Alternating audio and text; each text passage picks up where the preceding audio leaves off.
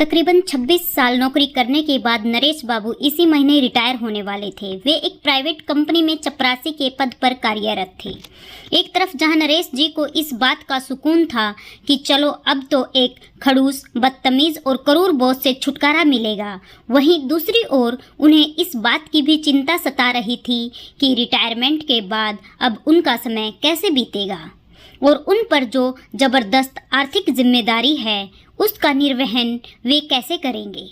दरअसल नरेश बाबू को एकमात्र लड़की थी जिसकी पढ़ाई और फिर ब्याह की चिंता उन्हें खाए जा रही थी। रिटायरमेंट के बाद इस महंगाई में घर के खर्च के साथ साथ बेटी की शादी उनके लिए एक बड़ी चुनौती से कम न थी। ऊपर से उनकी बीमार पत्नी के इलाज का खर्च अलग से मुंह बाए खड़ा था। हालांकि लगभग 60 कर्मचारियों वाले उस दफ्तर में अपने सुप्रीम बॉस सहित कुछ लोगों के बुरे बर्ताव के कारण वे मन ही मन बड़े दुखी रहते थे। फिर भी जब महीने की 1 तारीख को उनके हाथों पर उनकी तनख्वाह आ जाती थी तब उनका सारा दुख दर्द फुर हो जाता था। नरेश बाबू खुद भी शारीरिक रूप से तंदुरुस्त न थे। उनकी याददाश्त तो कुछ कमज़ोर ही हो चली थी।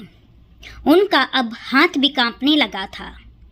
न चाहते हुए भी कुछ न कुछ गलती अक्सर उनसे भी हो ही जाती थी।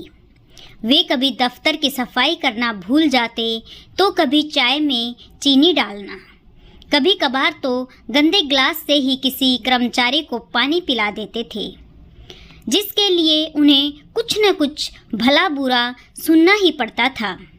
फिर भी सब कुछ चलते जा रहा था। आखिरकार वो दिन भी आ गया जिस दिन नरेश बाबू का दफ्तर में आखिरी दिन था।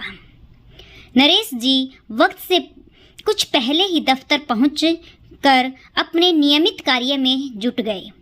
सब कुछ रोज की ही तरह था, बस आज दफ्तर में कुछ खामोशी ज़्यादा थी। शाम में जब आखिरी बार दफ्तर से घर जाने का वक्त हुआ तो नरेश बाबू ने टूटे मन से सोचा कि अंतिम बार खड़ूस बॉस के कैबिन में जाकर उससे मिल लिया जाए।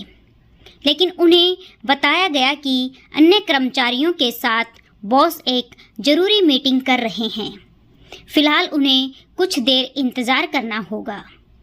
2 घंटे इंतज़ार करने के बाद भी जब मीटिंग ख़त्म नहीं हुई तो नरेश बाबू मन ही मन चिढ़ गए और बॉस को कोसने लगे। साला क्या अहंकारी आदमी है, सिर्फ 1 मिनट के लिए मुझे बुलाकर मिल लेता, अकड़ू साला। अंत में मायूस होकर नरेश बाबू ने बिना बॉस से मिले ही अपने घर लौटने का मन बना लिया। ठीक तभी किसी ने आवाज़ दी, साहब बुला रहे हैं। नरेश बाबू झटपट अंदर दाखिल हुए, लेकिन बॉस के कैबिन का नज़ारा कुछ बदला बदला सा था।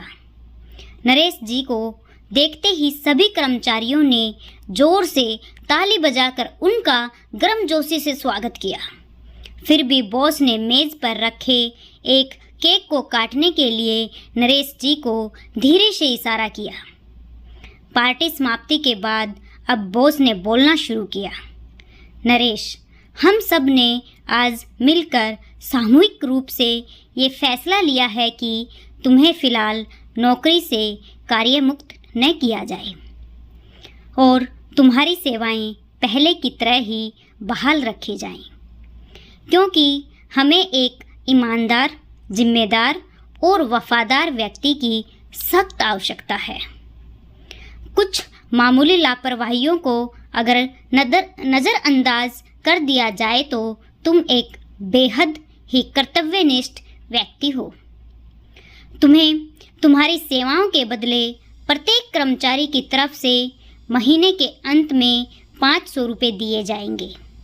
हालांकि ये हमारे ऑफिस के नियम के खिलाफ है, फिर भी तुम्हारी आर्थिक ज़रूरतों को देखते हुए तुम्हारे लिए ऐसा करना पड़ रहा है। लेकिन ध्यान रहे, तुम्हारी गलतियों के लिए तुम्हें मिलने वाली डांट में कोई रियासत नहीं मिलेगी। बॉस ने अपनी बातों को बीच में रोकते हुए रुपयों का एक बंडल नरेश बाबू के हाथों में थमाया और फिर बोलना शुरू किया। आज ही ये 5 लाख रुपए हम सब ने मिलकर तुम्हारे लिए जमा किए हैं ताकि तुम अपनी बेटी की शादी धूमधाम से कर सको। बॉस ने जैसे ही अपनी वाणी को विराम दी, तालियों की फिर से गड़गड़ाहट हो उठी। नरेश बाबू रोते हुए बॉस के चरणों में झुक गए, लेकिन बॉस ने उन्हें पकड़कर अपने गले से लगा लिया। ऑफिस से निकलने के बाद डबडबाई आंखों को लेकर नरेश बाबू अपने घर की ओर जाते हुए बस यही सोच रहे थे कि आज तक जिन लोगों को वे खड़ूस और बेरहम समझ रहे थे, वे हकीकत में कुछ और ही निकल गए। अक्सर हमारे नकारात्मक विचारों के कारण किसी भी व्यक्ति के प्रति हमारे मन में जो धारणा बन जाती है, वो हमेशा सही नहीं होती। कभी कभी लोग इतने भी बुरे नहीं होते जितने हम उन्हें मान बैठते हैं। आपकी इस कहानी के बारे में क्या राय है, कमेंट सेक्शन में ज़रूर बताइए। अगर आप चैनल पर पहली बार आए हैं तो चैनल को ज़रूर सब्सक्राइब करें, कहानी को लाइक और शेयर ज़रूर करें। मिलते हैं अगली कहानी में।